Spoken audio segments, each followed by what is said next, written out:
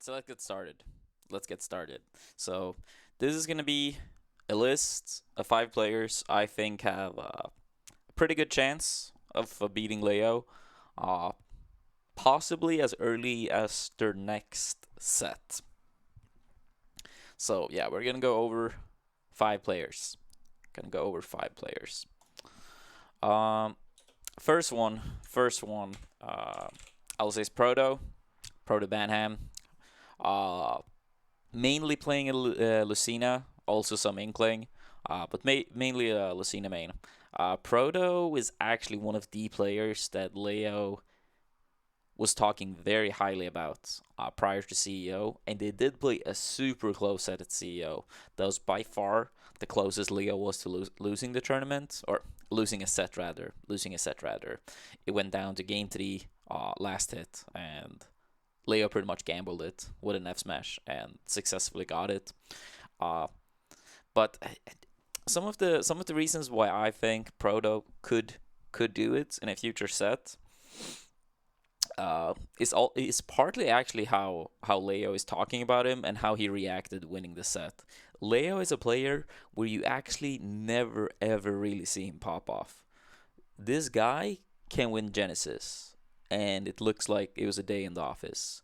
This guy can win any tournament, and it's a little bit like some of the Japanese Street Fighter players, right? Like they win, they are happy. Leo, I bet Leo is happy too, but you can't really see it. But when he beat Proto in a best of 3, not that he like super popped off, but he had a little one. I think that says a lot. And the thing is also that he speaks very highly of Proto. He thinks Proto is really really good. And honestly, if it wasn't for the fact that Proto Proto was relatively weak off stage in their set at CEO. And I feel like Lucina off stage against Joker is going to be really strong. And if I remember correctly, I think it's game 2. Proto even finishes with a downer spike on Persona up B. Persona up B, invincibility at the start, but it runs out pretty quickly. So if Proto cleans up his game a little bit there in those areas off stage, I very clearly think he possibly can take a set. And I think Proto is projected to play Tweek at Evo, so I'm very excited to see that as well.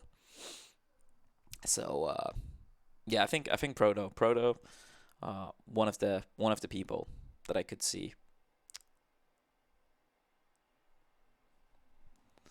After that, this might be a little bit of a sleeper pick as of now, but it's gonna be light. Uh, Light and MKLeo.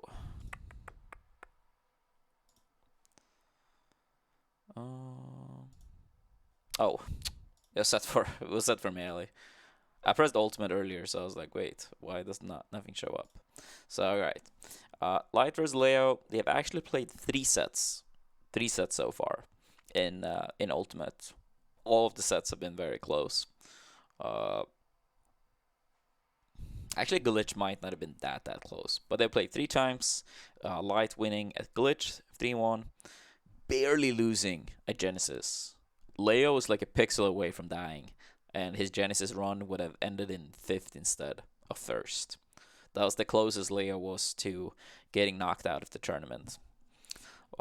And then Light won a close set at Prime Saga. Leo playing more Wolf here.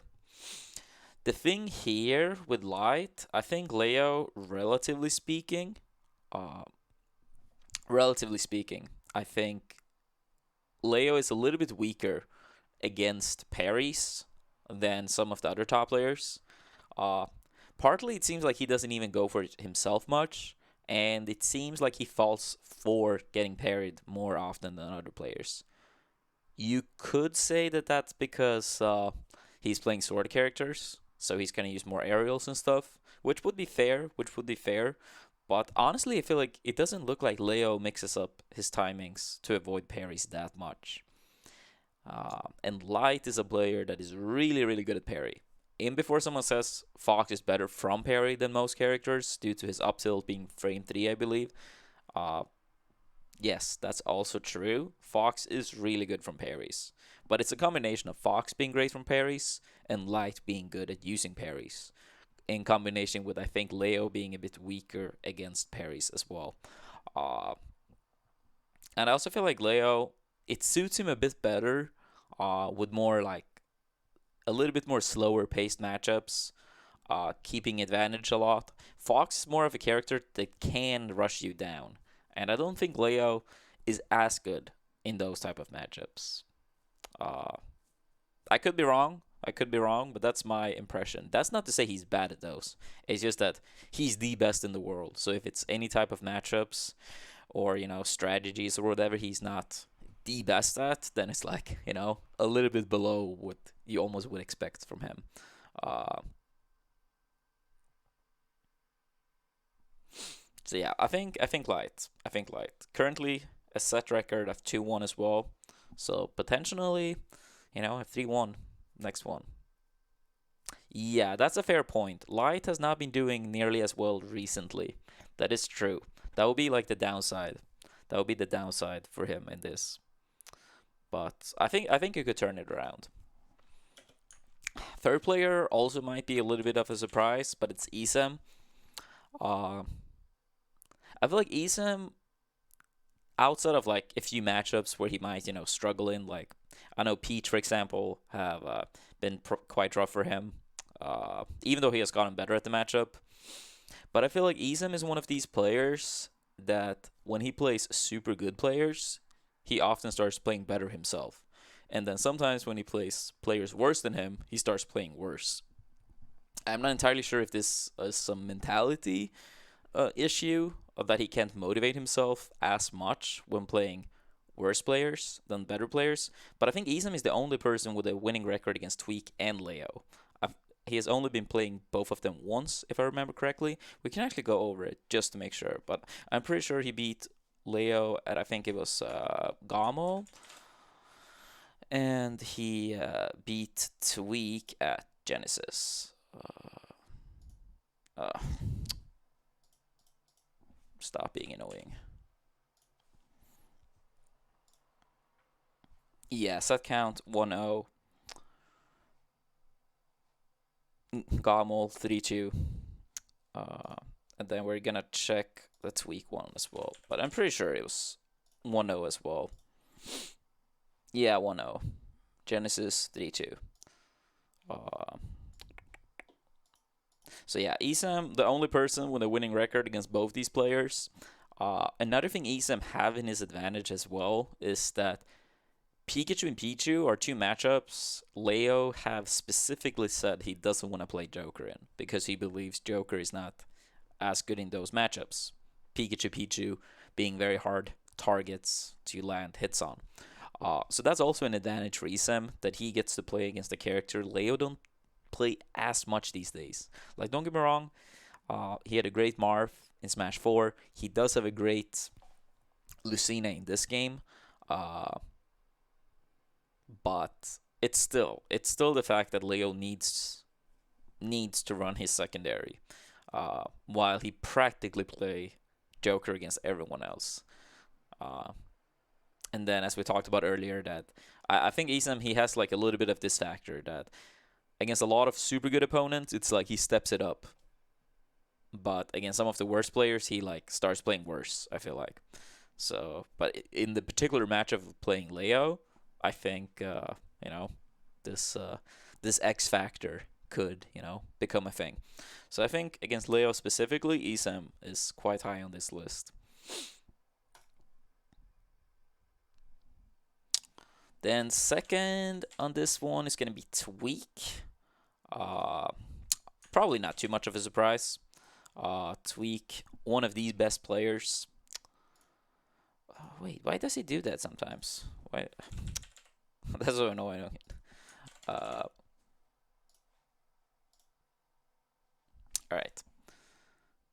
So yeah, Tweek, I think second. Currently, okay. So they are they 2-2 in sets? I feel like some set is missing here. It might not be. It might not be. Uh, anyway, pretty even rivalry for sure. This rivalry had lasted since Smash 4. most people would put these two players as the top two in the world. Uh, I would also agree about that. Uh, some people might refer to Momocon, Leo winning 3-0 and 3-1 against Tweek. So some people might be wondering, like, why do I think Tweek? I'm not sure if this was intentional by Tweek or not, but I actually think the PT Pokemon Trainer pick could be really crucial here. If it's one character I think Leo have looked weak against ever since the start of Ultimate, it's Pokemon Trainer. And we have seen Pokemon Trainers done pretty well against Leo as well. We saw Wishes bring him to Game 5, I believe it was Match and Splash. Then it was another Pokemon Trainer at CEO. I'm not quite sure how to pronounce his tag, so I apologize in advance. Pupo or something like that. If I pronounce it wrong, I apologize. He did lose 2-0, but honestly, both of these games really could have gone either way. And that was like one of these panicky air dodges that Pupa did that Leo spiked him for at like 60%, something like that. So I don't know. Pokemon Trainer to me looks like Leo's arguably weakest matchup in the game. But as I said, I'm not sure if that's why Tweek picked Pokemon Trainer up. It could be, like just a plus on the side. So Tweek have the character pick that I think is good against Leo. He has the skill for sure, being the second best player in the world, if you ask me. And they have like pretty even history as well. So on a great day, I clearly think Tweek could do it. And then number one on this list is gonna be Shuton. So Shuton, for people that might not know, he's a Japanese Olimar. Played Olimar in Smash 4 as well.